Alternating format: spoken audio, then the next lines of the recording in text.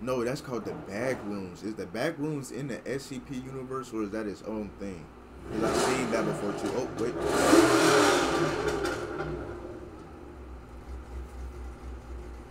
Music to my ears.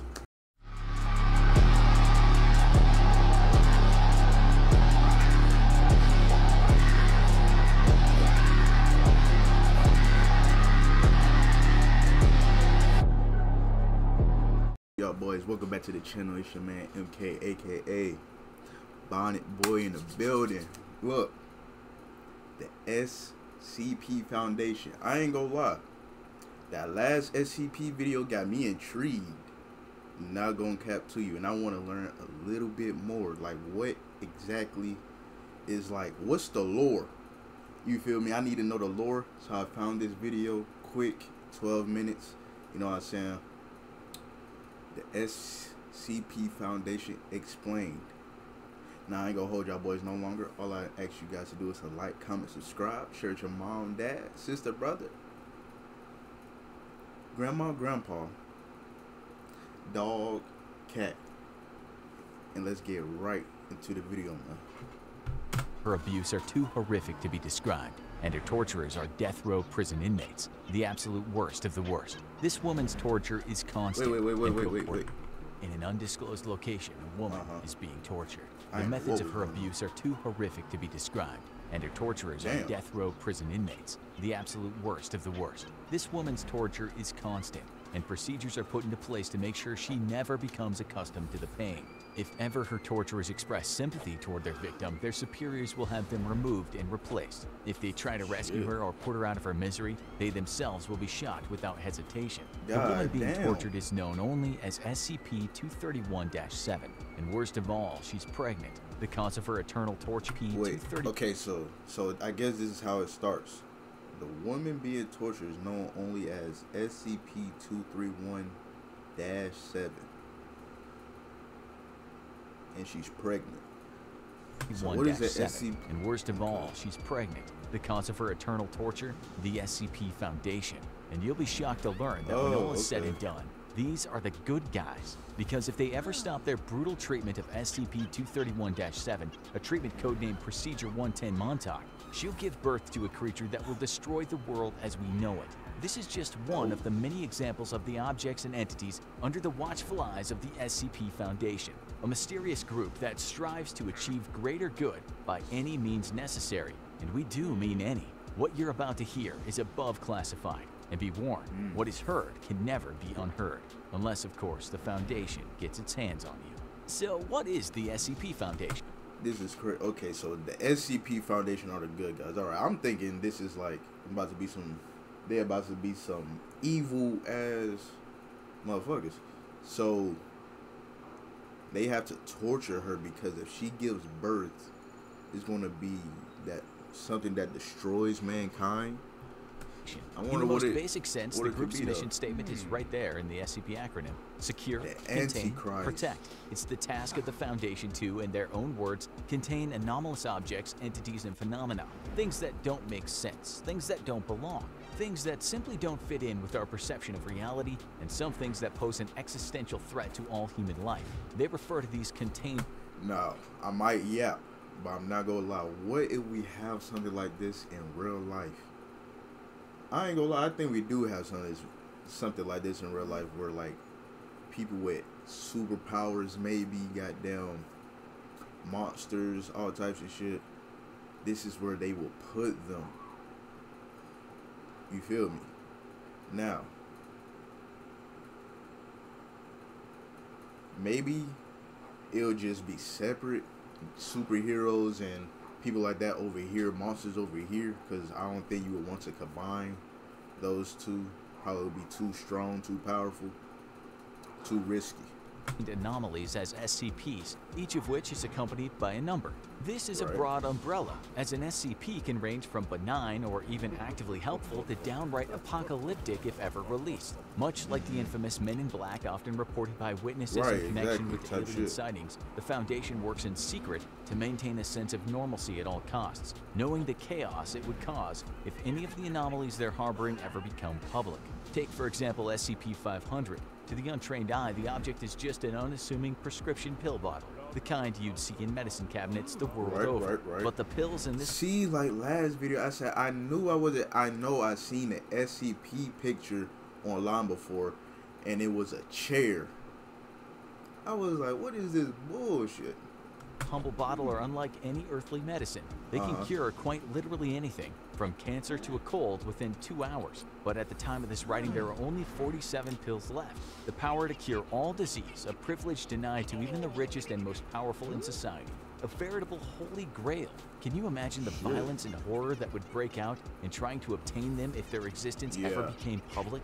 The SCP Foundation works in secret because the collective mind of society just couldn't handle the knowledge of what they're dealing with. They work with the approval of all world governments, effectively placing them above international law. Essentially, there is no human authority above the Foundation, because without the Foundation's work, there would be no humans left to govern. To understand the basic operations of this above top secret organization, we need to delve a little further into that secure, contain, protect slogan. Secure refers to the Foundation's practice of constant global surveillance and observation in order to detect and intercept anomalous activity before it can interact with civilians or rival groups. Contain involves preventing the effects or influence of the anomaly from spreading by either, in their own words, relocating, concealing, or dismantling such anomalies, or by suppressing or preventing public dissemination of knowledge thereof. The latter can involve practices such as using advanced chemical compounds or technologies to delete and then rewrite the memories of infected civilians, or even committing mass murder if necessary to cover their tracks. The SCP Foundation has in the past wiped out entire towns of innocent civilians to prevent dangerous information about the SCP spreading beyond their control. They can take lives at their own discretion and consider almost any crime to be permissible when the alternative is Armageddon. And finally, protect pertains to all operations. I ain't gonna lie, there's probably niggas in there doing some evil ass shit. Cause if you could do anything for the sake of Armageddon and the world being destroyed,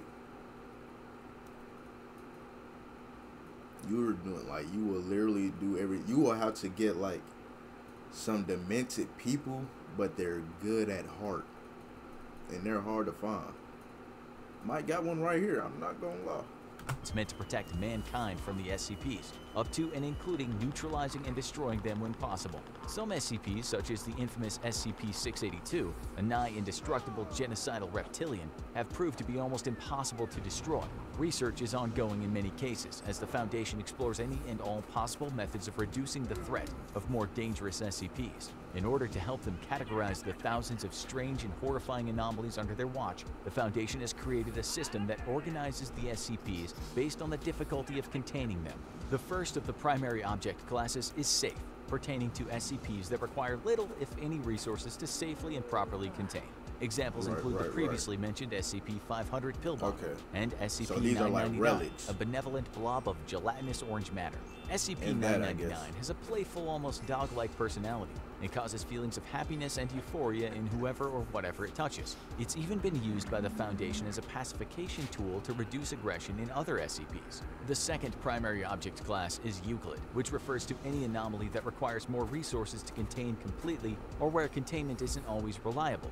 This is the broadest SCP class, and the majority of sentient, sapient, or autonomous anomalies fall into this category. A Euclid SCP might be something as huge, sprawling, and bizarre as SCP-3008. This SCP appears to be a kind of anomalous pocket dimension hidden inside an IKEA superstore, which is not only significantly larger on the inside by approximately 10 kilometers, but also contains bizarre, faceless entities which can become hostile under the right conditions. A Euclid SCP can also be something as seemingly innocuous as SCP-294, which appears to the untrained... So it's a pocket dimension? I ain't gonna lie. I've seen, isn't there like correct me if I'm wrong, there's a SCP game or video of no, that's called the back rooms. Is the back rooms in the SCP universe, or is that its own thing? Because I've seen that before too. Oh, wait.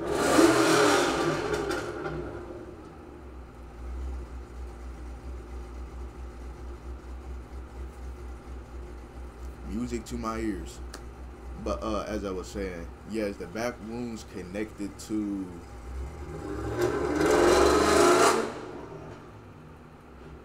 Is the back rooms connected to the SCP universe, or no?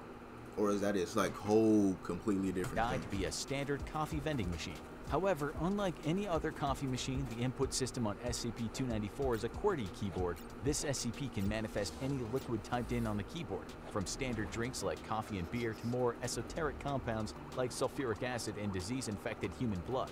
During extensive tests, one subject requested the perfect drink and was given an odorless lavender-colored liquid. After consuming the liquid, the subject went into a state of euphoric shock. The subject later committed suicide, leaving a note which read, "I'm sorry, but at this point everything's just one big letdown." Sadly, subjects dying during tests is not uncommon. The SCP Foundation essentially has limitless resources, including access to countless disposable workers and test subjects. The most common of these are so-called D-class personnel, which are death row inmates conscripted for the purposes of often lethal SCP experimentation or containment. The next primary object class is Keter, described by the Foundation as anomalies that are exceedingly difficult to contain. Bro, imagine you in prison and niggas in all black come up to you. Right? You probably thinking you finna get out. They say you just gotta do this thing and you go home free. You like, okay, bet. My nigga, you probably think you gonna do whatever it take. Nigga, they bring you to a room. You open a door to a dark abyss. You take one step in, and it's the devil. God damn. And consistently or reliably, with containment procedures often being extensive and complex. This can either be due to being an extremely volatile and dangerous anomaly or just one that seems to defy known laws of physics or reality, and is thus extremely difficult to understand or contain. The SCP Foundation has a vast number of secret facilities across the globe, and while the Keter class SCPs are not nearly as common as the Euclid class, they consume a great deal more resources to safely contain. One particularly terrifying Keter class SCP is SCP-354, colloquially known by the Foundation employees as the Blood Pond. This SCP is a large pool of non-biological red liquid discovered in North Canada that appears to be a kind of interdimensional primordial soup.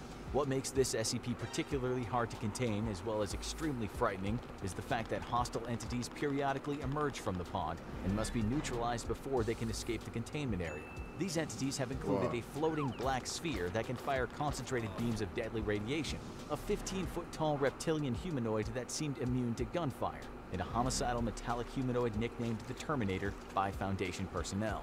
The most highly classified primary object class of all is Thalmium, which consists of SCPs used to contain other SCPs. This can range from SCP-7000-J, a book of Latin incantations bound in dinosaur skin that can summon various other entities, all the way to SCP-4006, which is the entire state of Massachusetts. Thalmio-class SCPs are the most bizarre and esoteric of the anomalies dealt with by the Foundation, but thankfully, they often pose less of an active threat than many of the Euclid or Keter-class SCPs. Finally, as mentioned earlier, sometimes the SCP Foundation deems an anomaly too dangerous to contain and just needs to destroy it entirely. A terrifying example of a neutralized SCP, and a perfect illustration for just how strange and abstract the anomalies dealt with by the Foundation can be, is SCP-4991. This SCP manifested as a series of bizarre posts across a number of websites about an apocalyptic event that seemed to be occurring on a different layer of reality, and seemed to indicate that a kind of deadly parasitic and carnivorous insect was spreading like wildfire across the globe, causing death and destruction in their wake. The SCP Foundation neutralized SCP-4991 by tracking down, containing, and erasing all infected posts across the internet before it could spread too far. Who knows what would have happened if the Foundation hadn't intervened? As is often the case with SCPs, it's probably best just not to think about it. The actual structure of the SCP Foundation is surprisingly transparent, with personnel classification levels ranging from Class A to Class E. Class A personnel are considered vital to the strategic operations of the Foundation, and therefore are not allowed to be in direct contact in any way with any of the SCPs due to potential risks. Class B personnel are vital to local Foundation operations on SCP test sites, and are only permitted to be in contact with SCPs deemed to be relatively safe. Class C personnel are field agents that have far more direct contact with the SCPs and often put themselves at great risk in doing so. Class D personnel, as previously mentioned, are essentially cannon fodder thrown into the jaws of death to discover more about the more dangerous anomalies on the SCP roster. And finally, Class E personnel are personnel that have been already exposed to the potentially dangerous effects of an unknown anomaly. Class E personnel are placed into quarantine until they're deemed fit to return to work or terminated, depending on the results of their observations. In terms of actual roles in the SCP Foundation, the top of the pyramid are the O5 Council members, Class A personnel who have total clearance and oversee all Foundation operations. Below them are Site Directors, who manage the various physical Foundation facilities across the globe and report back to the O5 Council. On-site, researchers and containment specialists work together to better understand and combat the anomalies being housed at their particular facility. They're kept safe by the hard work of veteran security and tactical response officers ready to lay down their lives to prevent more dangerous SCPs from ever escaping and reaching developed areas. In the event that an SCP does breach containment and escape, or a new one is discovered, field operatives are dispatched by the Foundation to get the situation under control. These will consist of field agents across the globe and specialized mobile.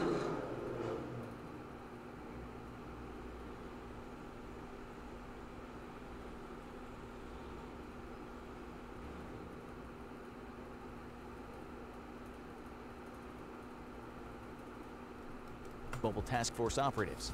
The SCP Foundation has eyes and ears everywhere. Their organization is influential and is embedded in every facet of society, ready to strike and suppress an emerging anomaly before any ripples of its existence can reach the wider world.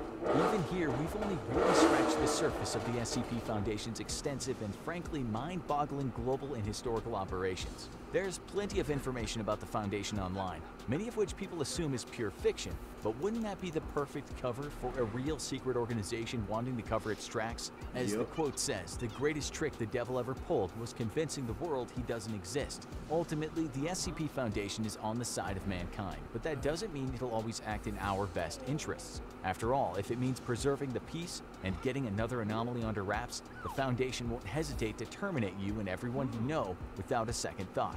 Whether you want to face off against the Foundation itself or one of the anomalies they wish to contain is ultimately up to you, but trust us, neither would end well for you. Oh, speaking of which, there's another SCP we forgot to mention that's quite literally unspeakable. SCP-2521 is a creature that's made entirely of strange black tendrils that envelop and smother the creature's prey. No written records of the creature exist outside of pictograms because it immediately attacks and consumes any information produced about it. This includes speech, as the creature will appear and consume anyone who— oh god, oh no, it's here, help me! Ah! Pay no mind to— No, that's crazy. So it's like he who shall not be named type shit. Oh fuck. There